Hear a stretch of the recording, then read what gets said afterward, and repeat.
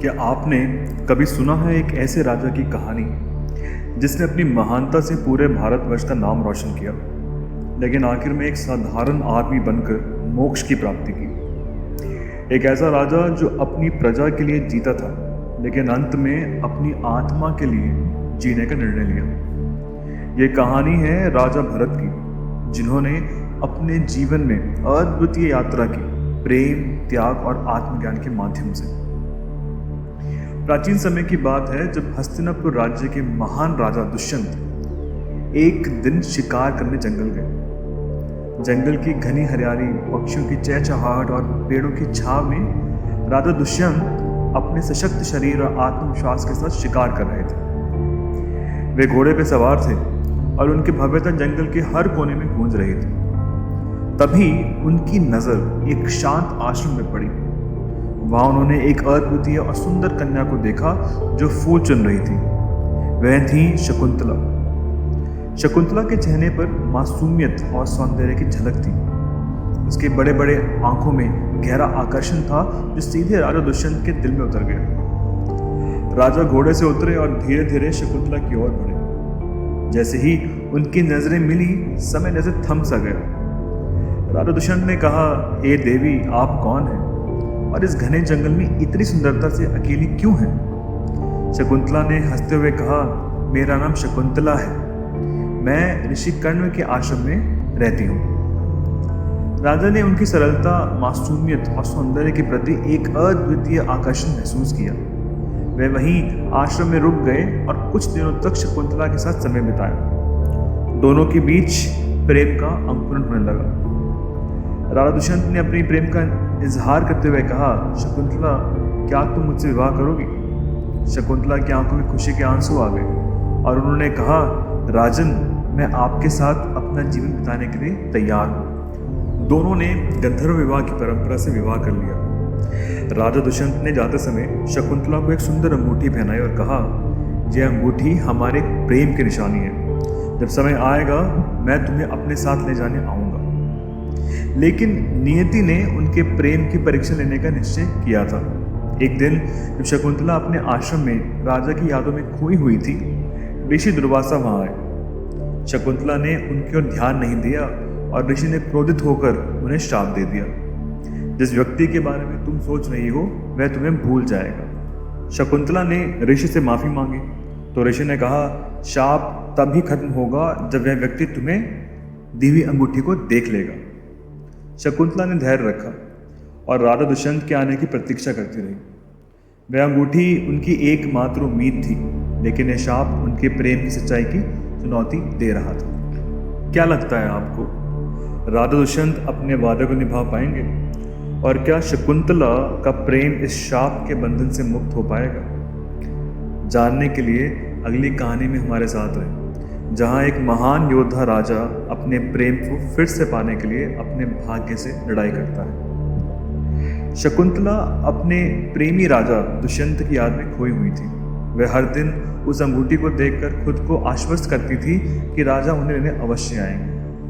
लेकिन जैसे ही ऋषि दुर्वासा का शाप सच हुआ, राजा दुष्यंत उन्हें पूरी तरह से भूल गए। समय बीतता गया और एक दिन शकुंतला ने राजा दुष्यंत के दरबार में जाने का निर्णय लिया। लेकिन जब वे वहां पहुंची तो राजा ने उन्हें पहचानने से इनकार कर दिया।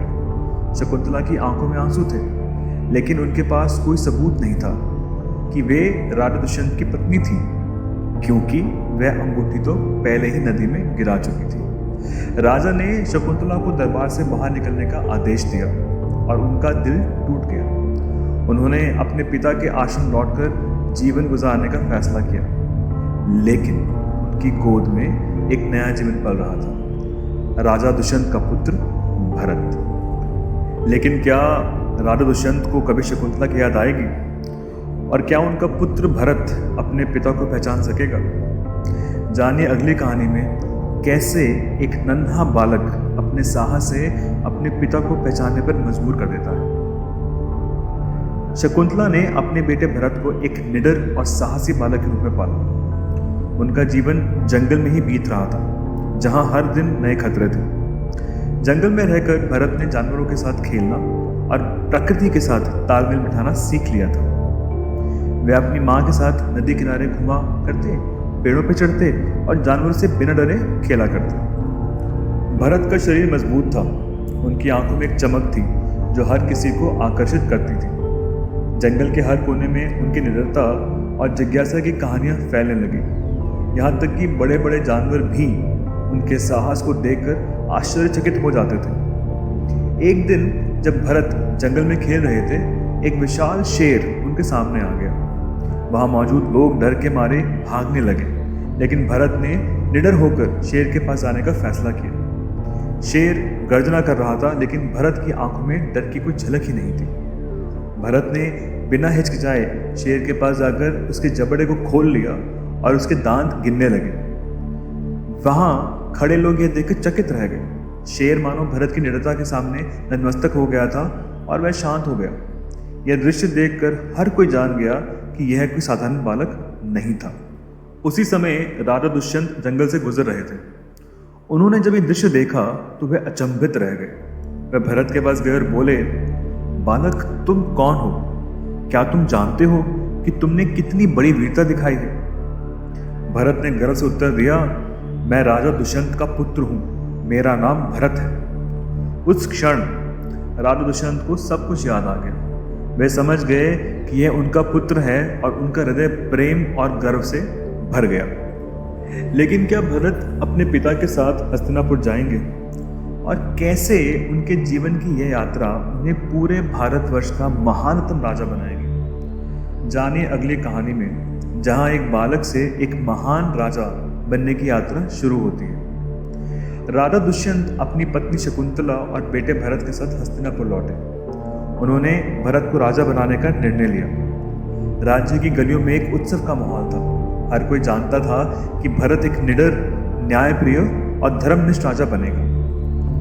भरत का राज्याभिषेक एक महान समारोह में हुआ, जहां सभी ऋषि, मुनि और राजा उपस्थित थे।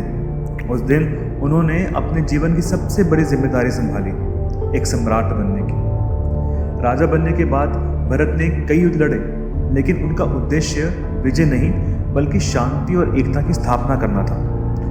उन्होंने न केवल अपने राज्य का विस्तार किया, बल्कि उन जनजातियों को और क्षेत्रों को भी एकजुट किया जो सदियों से अलग थे। भरत ने पूरे भारतवर्ष को एकजुट किया और एक ऐसा साम्राज्य स्थापित किया जो धर्म, न्याय और करुणा पर आधारित था। उनके राज्य की महानता ने पूरे देश को एक नया नाम दिया, भारतवर्ष। लेकिन क्या भरत एक आदर्श राजा के रूप में अपनी प्रजा का नेतृत्व कर पाएंगे? जानिए कैसे एक महान राजा ने अपने उत्तराधिकारी के रूप में सबसे कठिन निर्णय लिया।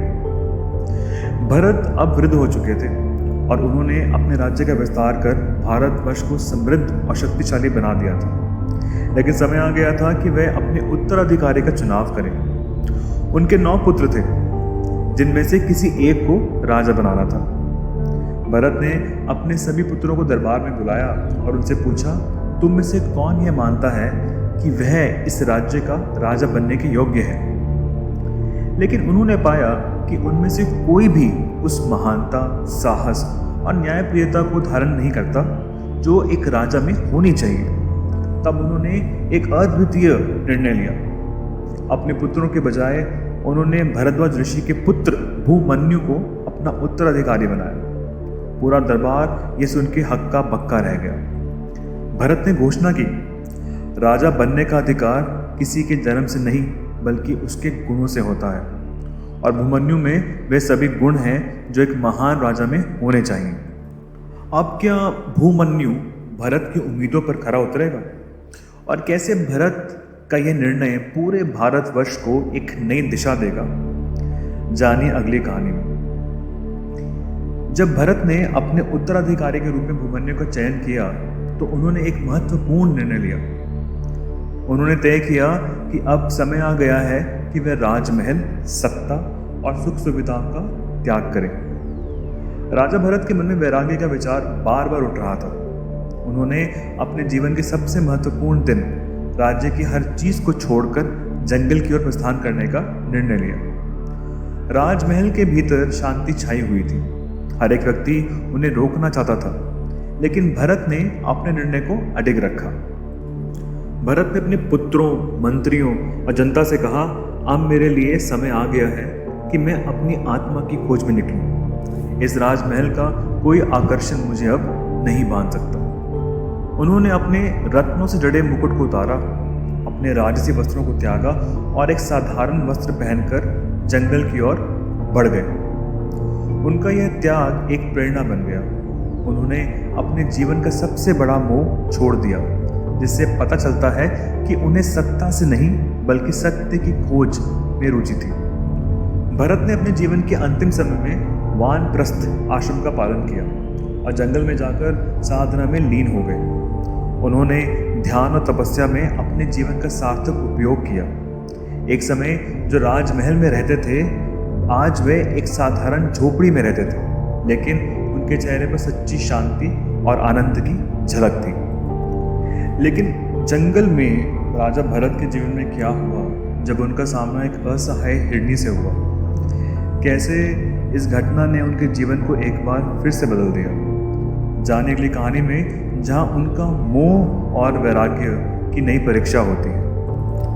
भरत अब एक साधु का जीवन जी रहे थे, जंगल में एकांत में ध्यान करते हुए। उनका मन पूर्णतः शांत और स्थिर था। वे धीरे धीरे अपनी आत्मा की गहराइयों में उतरते जा रहे थे। एक दिन जब वे ध्यान में लीन थे, एक गर्भवती हिरनी नदी के किनारे पानी पी रही थी। अचानक एक शेर की गर्जना सुनाई दी। डर के मारे हिरनी ने छलांग लगाई, लेकिन वह नदी के पार न जा सकी और वहीं गिर गई। उसके गर्भ से एक छोटा हिरन नदी में गिर गया और बहने लगा। भरत ने अपनी साधना छोड़कर उस छोटे हिरन को बचाया। वे उसे अपने आश्रम में ले आए और उसकी देखभाल करने लगे। धीरे धीरे वे उस हिरन के बच्चे से इतना जुड़ गए कि उनकी सारी साधना भंग हो गई। वे अपने ध्यान, तपस्या और साधना को भूलकर हिरन के बच्चे की देखभाल में ही व्यस्त हो गए। अब वे दिन रात उसकी चिंता में लगे रहते। यदि वह कहीं दिखाई न देता तो भरत परेशान हो जाता।